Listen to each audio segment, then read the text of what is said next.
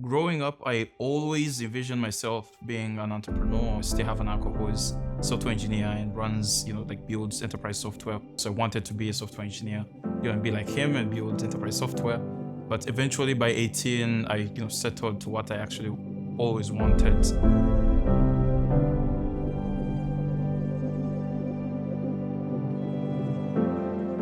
My name is Joseph Rutakangwa. I'm originally from Tanzania. I'm based in Los Angeles. I run a startup called Rwazi, which is a market intelligence platform that helps multinational companies access actionable data from emerging markets. I do have co-founder partnering with me in Rwazi, and that's Eric, who's my best friend. He's also based here in LA. The problem that my business idea was trying to solve is the fact that in emerging markets, if we just focus on Africa, in Africa alone, we have more than $2 trillion of consumer spending a year. So in Africa, we have more than 98% of retail outlets which are offline, and that's a larger problem. That's a multi-billion-dollar industry that hasn't been tapped into, and that's why we jumped into that. How do we bring all these offline consumers? How do we help companies access these offline consumers, know what they're buying, when they're buying the products, at what price, from where, when, and why?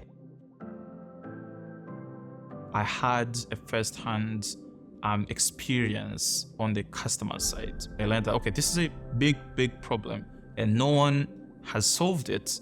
And the largest players in the intelligence market aren't bothering because, of course, they're comfortable, they have all the revenue, so they aren't spending anything on tackling this kind of problem. So that's how I partnered with Eric, shared the same experience, and we decided to start Rwazi to solve for that. So just to make offline consumer data from emerging markets accessible to these companies. What we understood was that the customers were only primarily interested in the data. So it was our job to decide how we want to make it sophisticated, the side of data capturing and analytics.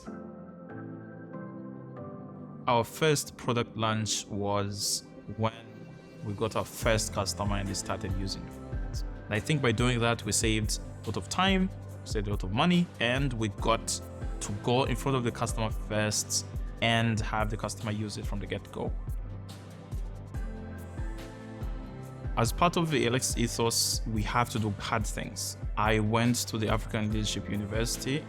Had I not gone to the African Leadership University, I wouldn't have met a person of the caliber of Eric, and I wouldn't have started Rwazi because of that. So that was huge. The best experience you can ever ask for in life.